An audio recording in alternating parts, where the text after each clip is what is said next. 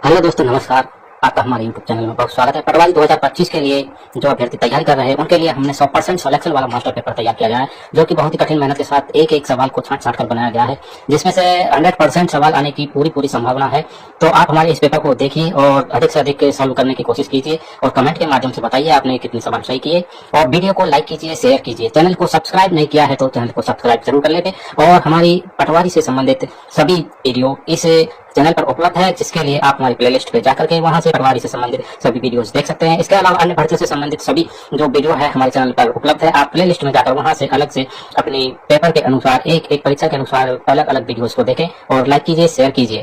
Channel को subscribe जरूर कर ले। चैनल को सब्सक्राइब करने से हमारे आने वाली वीडियो की जानकारी आपको आगे मिलती रहेगी। चलिए देखते हैं अपना आज का अपना मास्टर मॉडल पेपर।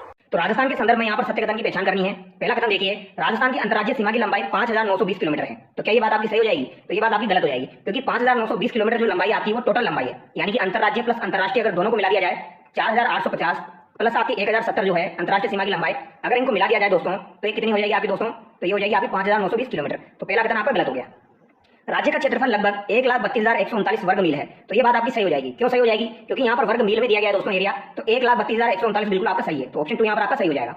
राज्य का देशांतरी विस्तार 7 डिग्री 9 मिनट यहाँ पर दिया गया है, जो कि आपका गलत हो जाएगा, क्योंकि देशांतरी विस्तार जो है दोस्तों वो आपका 8 डिग्री 47 मिनट है, जबकि अक्षांतरी है जो विस्तार है आपका वो है 7 डिग्री 9 मिनट। तो ये भी आपका गलत हो गया। और राज्य की आकृति अनियमित 7 भुजाओं वाले बहुभुज के समान है। तो ये कदम भी आपका गलत हो जाएगा, क्योंकि राज्य की आकृति कैसी है दोस्तों? विषमकोणीय चतुर्भुज के समान है। तो यहाँ पर ऑप्शन 2 आपका सही हो गया। अगला सवाल देखिए, राज्य में झीलों के निर्माण से संबंधित निम्नलिखित में से कौन सा समूह समयानुक्रम के अनुसार सही है? तो यहाँ पर कौन सा समूह आपका दोस्तों समयानुक्रम के अनुसार सही हो जाएगा? देखिए आपको मैं बता दूं, धौलपुर जिला जो बना था ये आपका कब बना था दोस्तों? तो धौलपुर जिले का जो निर्माण है ये आपका कब किया गया था? तो ये आपका दोस्तों 15 अप्रैल 1982 को किया गया था। और ये डेट आप एग्जैक्ट ध्यान रखेंगे। ये आपका कौन से नंबर का जिला था? 27वें नंबर का जिला था। ठीक है। इसके बाद आपके 3 जिले बनाए गए थे 10 अप्रैल 1991 को। तो 10 अप्रैल 1991 को आपके 3 जिले बनाए गए थे, जिसमें एक आपका 12 था, एक आपका दौसा था और एक आपका राजसमंद था। तो ये कौन से हो जाएंगे आपके? 28, 29, 30। तो ये 30 जिले हो गए। 31वां जिला आपका कौन सा बना था? तो 31वां जिला आपका हनुमानगढ़ बना था दोस्तों। कौन सा बना था?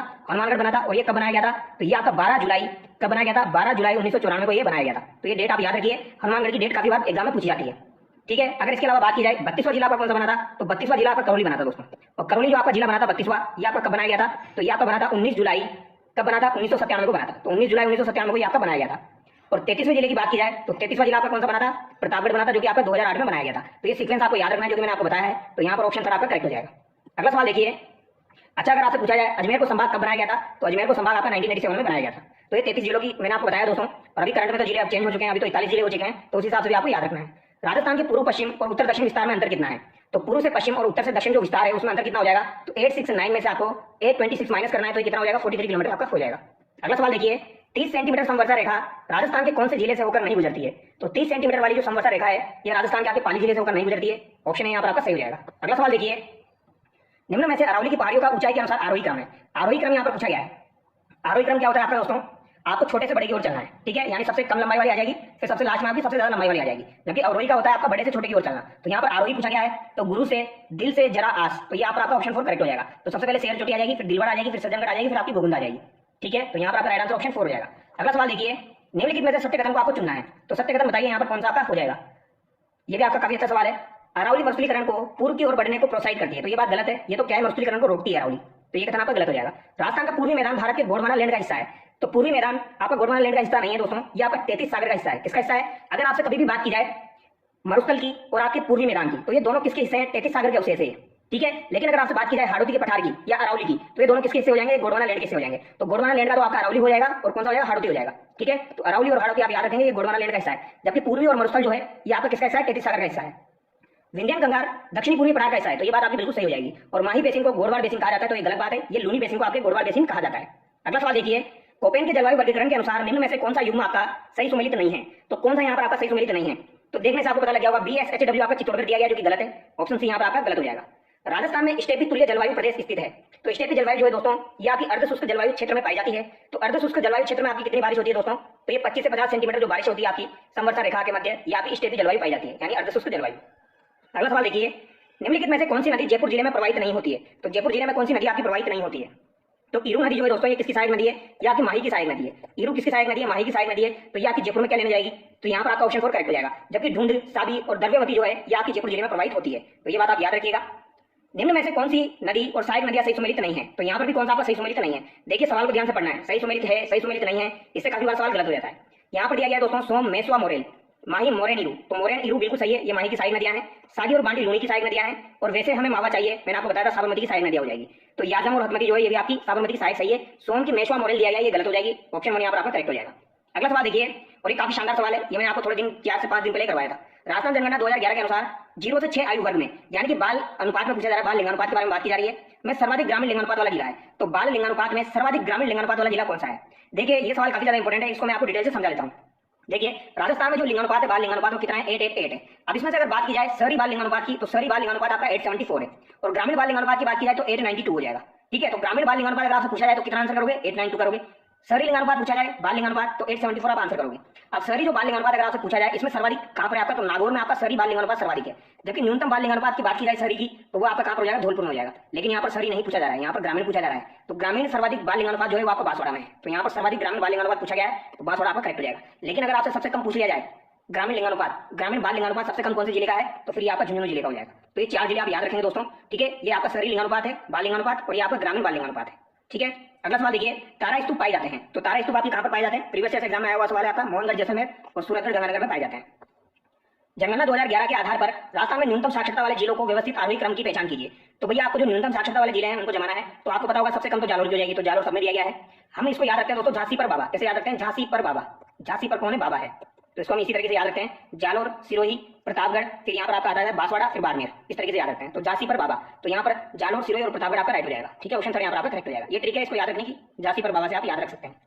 अगला सवाल देखिए, राजस्थान की जनगणना 2011 से संबंधित सत्य कथन है। तो यहाँ पर सत्य कथन आपको बताना है। ठीक है, बताइए। जनसंख्या वृद्धि दर में कमी हुई है, तो ये बात बिल्कुल सही है। साक्षरता दर में बढ़ोतरी हुई है, तो ये बात भी आपकी सही हो जाएगी। ग्रामीण लिंगानुपात सभी जिलों का 1000 से कम है, ये बात गलत हो जाएगी, क्योंकि पाली जिले का ग्रामीण लिंगानुपात 1003 से ज्यादा है।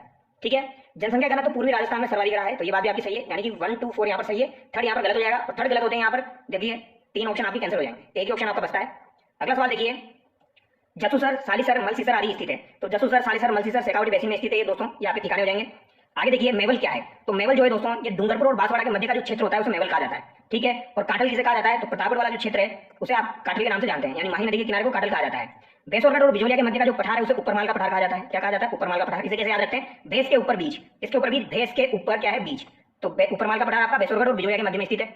गोगुंगा और कुंभलगढ़, तो भोकुंगा, तो भोकुंगा से आपका क्या हो जाएगा दोस्तों? भोराट का पठार। तो भोराट का पठार जो है वो गोगुंगा और कुंभलगढ़ के मध्य विस्तृत है। तो आप ये तीनों चीजें याद रखिए। अगला सवाल देखिए, निम्न में से कौन सा नदी युग्म अरब सागरीय अफवाह तंत्र का हिस्सा नहीं है? तो अरब सागरीय अफवाह तंत्र का हिस्सा यहाँ पर कौन सा नहीं है, ये आपको बता देना है दोस्तों। तो पश्चिमी बनास, मोरेन हो जाएगा, मानसी गेटक हो जाएगा, गुड़िया सागी हो जाएगा, क्योंकि आपकी लूनी की सहायक नदियां हैं। तो लूनी आपकी अरब सागर का भाग है, तो ये भी अरब सागर का भाग हो जाएगी। ये साबरमती की सहायक नदियां हैं, तो साबरमती जब अरब सागर का भाग है तो ये भी अरब सागर का भाग हो जाएगी। और पश्चिमी बनास जो है ये ऑलरेडी अरब सागर का भाग है। तो यहाँ पर मोरेन और ढूंढ जो है दोस्तों ये बनास की सहायक नदियां हैं, और बनास बंगाल की खाड़ी अफवाह तंत्र का भाग है। बनास जो है वो चंबल की सहायक नदी है।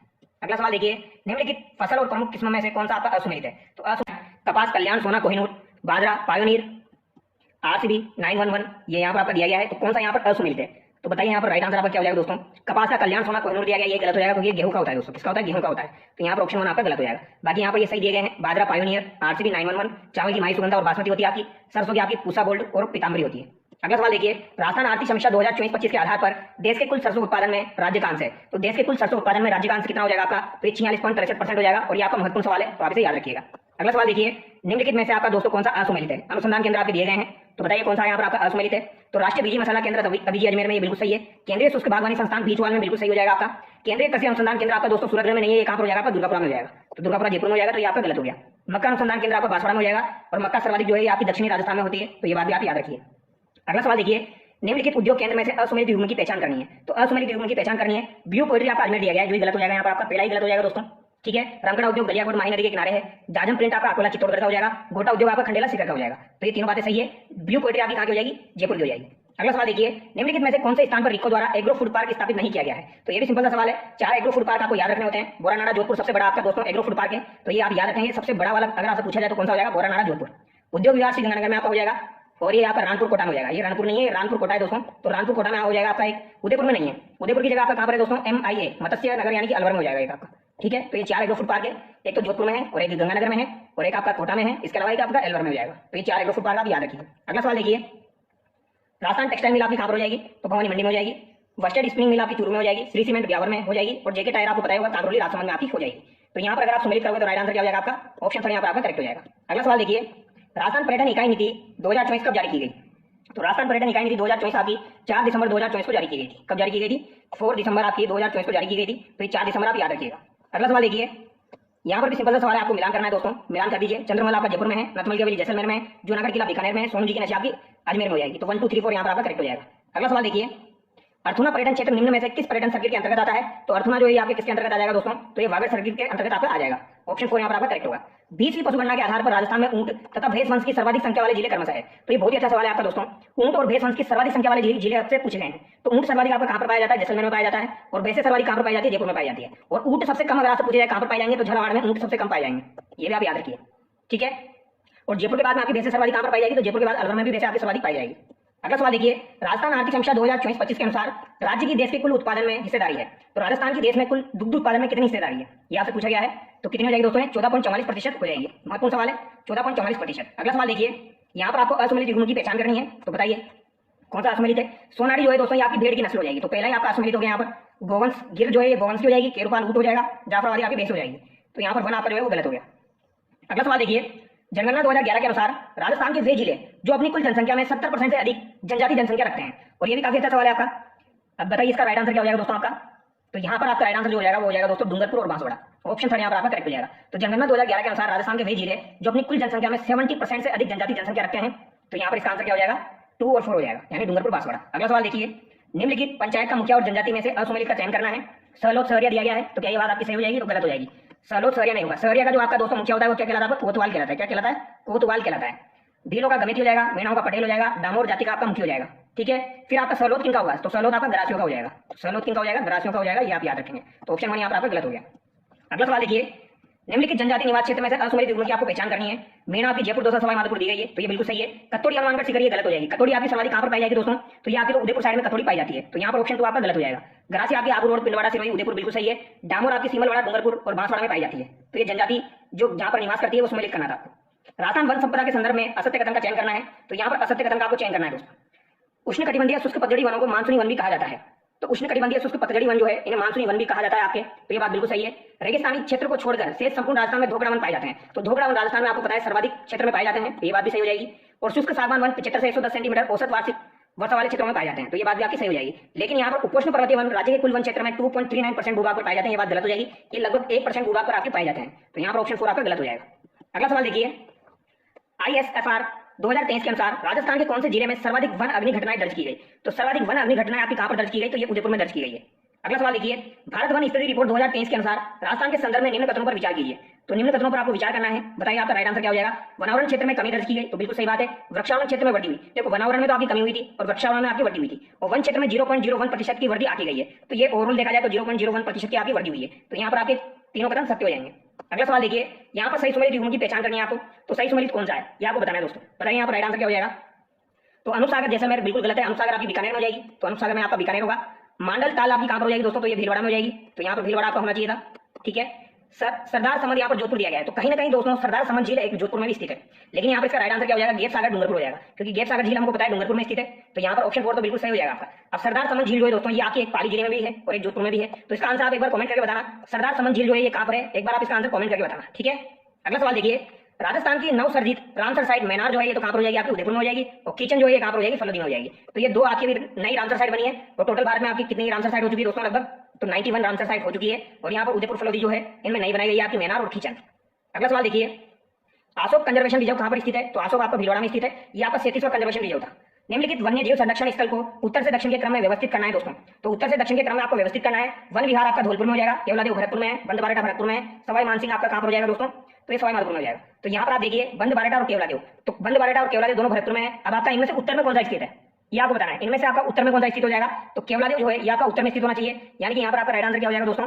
तो 39 जो है इसमें आपका राइट आंसर क्या हो जाएगा? सबसे पहले आपका केवलादेव आ जाएगा, फिर आपका बंदबारेटा आ जाएगा, फिर इसके बाद आपका वन विहार आ जाएगा, फिर इसके बाद आपका कौन सा आएगा? मानसिंह वाला आ जाएगा। ये आप याद रखेंगे।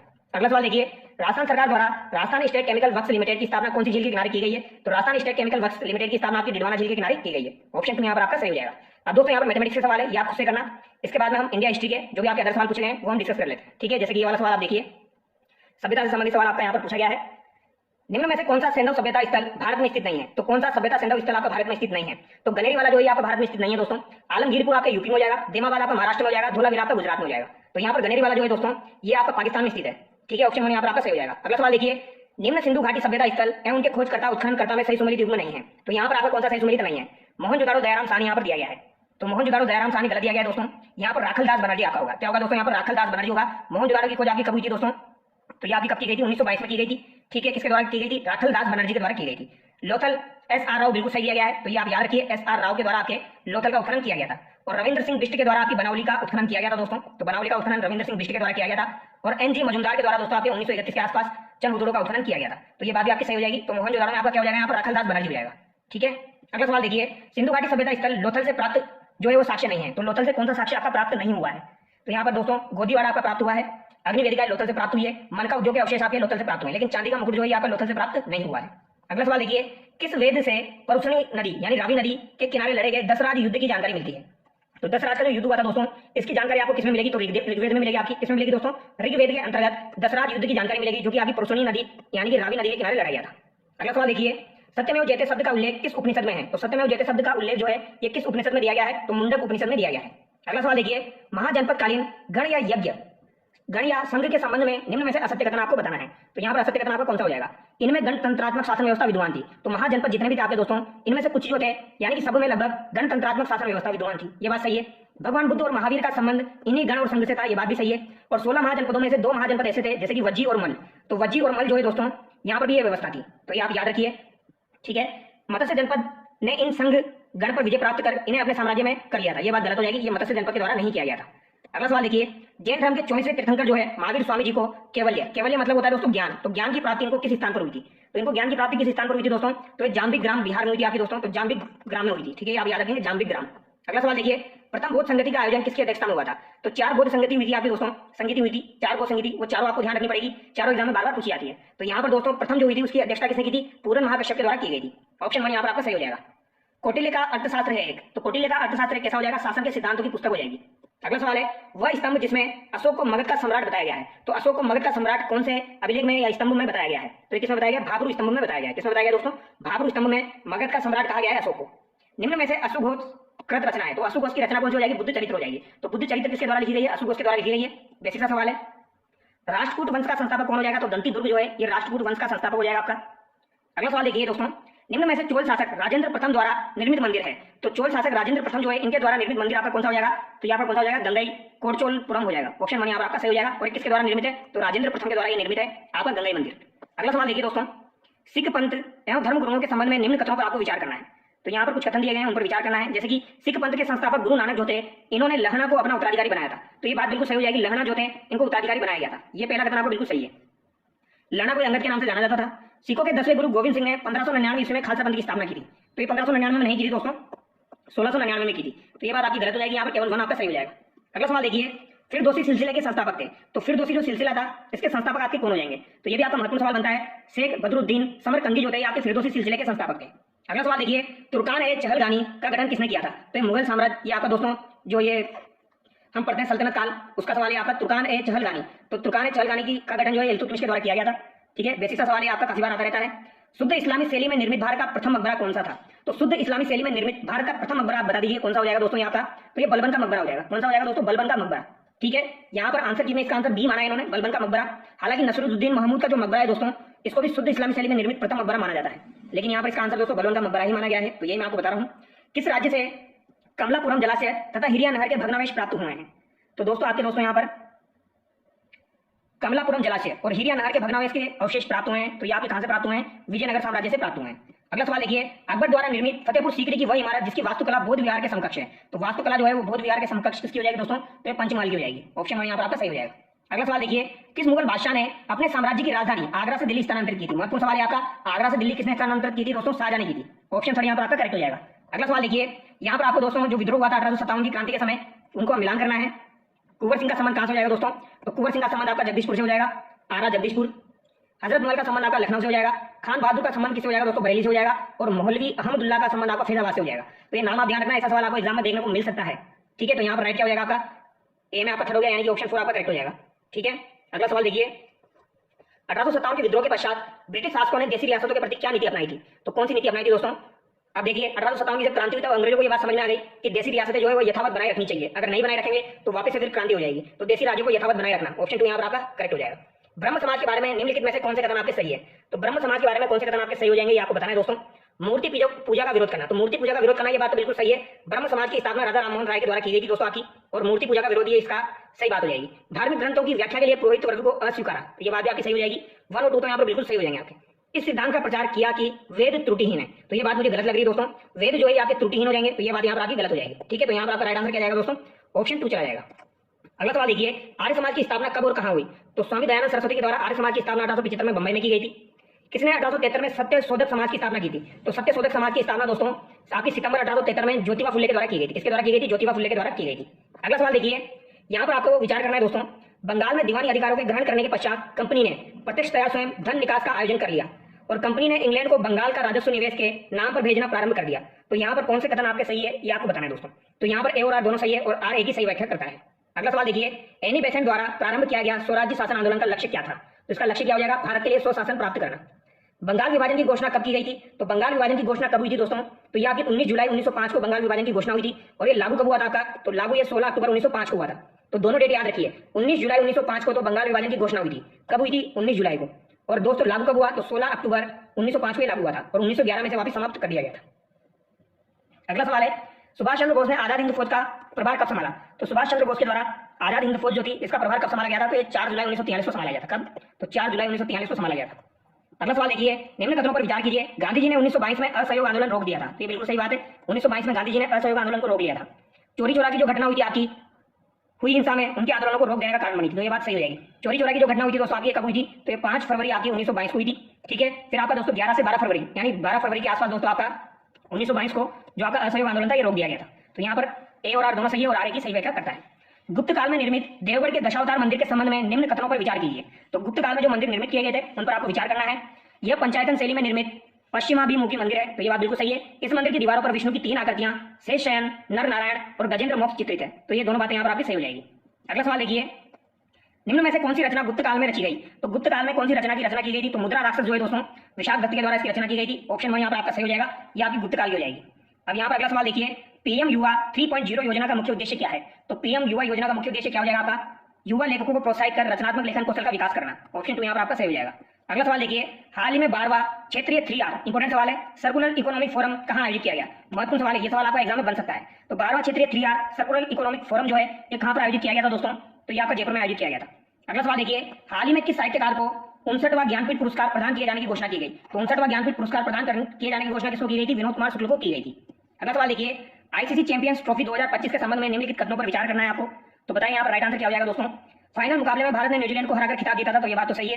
न्यूजीलैंड का जो रचिन रविंद्र था दोस्तों उसको प्लेयर ऑफ द टूर्नामेंट चुना गया। ये बात भी आपकी सही हो जाएगी, उसे प्लेयर ऑफ द टूर्नामेंट चुना गया था। रविंद्र जडेजा को इस प्रतियोगिता का ब्रांड एम्बेसडर बनाया गया। तो ये बात मुझे गलत लग रही है दोस्तों, ये बात गलत हो जाएगी, ऐसा कुछ नहीं था। ऑप्शन 1 यहाँ पर आपका सही हो जाएगा, ब्रांड एम्बेसडर रविंद्र जडेजा को नहीं बनाया गया था, ये बात गलत है। अगला सवाल देखिए, ल्यूपेक्स मिशन के संदर्भ में निम्नलिखित कथनों पर विचार कीजिए। तो ल्यूपेक्स मिशन जो है दोस्तों इस पर विचार आपको करना है। इस मिशन में जापानी स्पेस एजेंसी जाक्सा जो है उसके द्वारा विकसित लॉन्च व्हीकल का उपयोग किया जाएगा। तो ये बात सही है। चंद्र लैंडर का निर्माण इसरो द्वारा किया जाएगा। तो ये बात भी सही है। और यह चंद्रमा के दक्षिणी ध्रुव पर छायाकृत क्षेत्र में मौजूद चंद्र जल का अध्ययन करेगा। तो जल का अध्ययन करेगा, पानी का अध्ययन करेगा, बिल्कुल सही बात है। ऑप्शन 2 यहाँ पर आपका सही हो जाएगा। अगला सवाल देखिए, हाल ही में स्वच्छ भारत मिशन शहरी के अंतर्गत देश का पहला सार्वजनिक निजी भागीदारी पीपीपी मॉडल वाला ग्रीन वेस्ट प्रोसेसिंग प्लांट कहाँ स्थापित किया जा रहा है? ये सवाल कल ही मैंने करंट अफेयर में करवाया था आपको। तो ये इंदौर मध्य प्रदेश में स्थापित किया जा रहा है, महत्वपूर्ण सवाल है। अगला सवाल देखिए, 58वां टाइगर रिजर्व आपका कौन सा बना है? तो ये माधव नेशनल पार्क आपका मध्य प्रदेश वाला 58वां टाइगर रिजर्व आपका बना है। हाल ही में संसद से जुड़े कार्यों का सुगम संचालन करने तथा एक ही समय पर कई भाषाओं में संसदीय कार्यवाही उपलब्ध करवाने हेतु कौन सी पहल आपकी की गई है? तो ये संसद भाषणी आपकी की गई है दोस्तों। 98 में आपका राइट आंसर क्या हो जाएगा? ऑप्शन 2 हो जाएगा। अगला सवाल देखिए, अम्मान जॉर्डन में आयोजित एशियाई कुश्ती चैंपियनशिप 2025 में भारत के किस खिलाड़ी ने स्वर्ण पदक जीता? तो यहाँ पर किस खिलाड़ी के द्वारा स्वर्ण पदक जीता गया? मनीषा भानवाला के द्वारा यहाँ पर दोस्तों आपका स्वर्ण पदक जीता गया। एशिया कुश्ती चैंपियनशिप 2025 जो थी ये आयोजित कहाँ पर हुई थी? तो अम्मान जॉर्डन में आयोजित हुई थी, ये भी आप याद रखेंगे। भारतीय वायुसेना द्वारा डेजर्ट हंट 2025 का अभ्यास कहाँ हुआ था दोस्तों? तो डेजर्ट हंट 2025 आपको कहाँ पर आयोजित हुआ? तो ये जोधपुर में हुआ था। और वेरी वेरी इंपोर्टेंट सवाल है, ये सवाल आपको बन सकता है। डेजर्ट हंट जो था ये त्रिपक्षीय आपका युद्धाभ्यास हुआ था जोधपुर, यहाँ पर आपका राइट आंसर हो जाएगा। अब यहाँ पर ये दोस्तों आपके रीजनिंग के सवाल है तो इनको भी आप खुद से ट्राई करना, ठीक है। अब यहाँ पर कुछ हिंदी के सवाल दिए गए हैं वो मैं आपको करवा देता हूँ। तो ये हिंदी के सवाल आप देख लीजिए।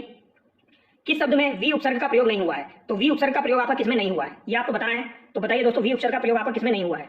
और ये आपका महत्वपूर्ण सवाल है, विशुद्ध है, विलाप है, वितान है। विहग जो है ये पूरा शब्द है आपका दोस्तों, विहग जो है ये आपका पक्षी का पर्यायवाची होता है और ये आपका पूरा शब्द है, ठीक है। तो इसमें आपका दोस्तों वी उपसर्ग का प्रयोग नहीं हुआ है। अगला सवाल देखिए, अप्रत्याशी शब्द में मूल शब्द है, तो अ प्लस प्रति प्लस आशा प्लस इत, तो यहाँ पर आशा आपका मूल शब्द हो जाएगा। अगला सवाल देखिए, किस शब्द में परा उपसर्ग है, तो परा उपसर्ग आपका किसमें दिया गया है दोस्तों, तो बताइए भैया। परा उपसर्ग आपका पराधीन में हो जाएगा। पराधीन में आपका कौन सा उपसर्ग हो जाएगा, परा उपसर्ग हो जाएगा। तो यहाँ पर आपका राइट आंसर क्या हो जाएगा दोस्तों, 133 में आपका, रुकिए रुकिए यहाँ पर गड़बड़ होगी थोड़ी सी, परा उपसर्ग है, तो परा उपसर्ग किसमें है ये यहाँ पर पूछा गया है, पराधीन, पराश्रित, परायण और परास्त। तो इस सवाल को एक बार चेकआउट करना पड़ेगा दोस्तों।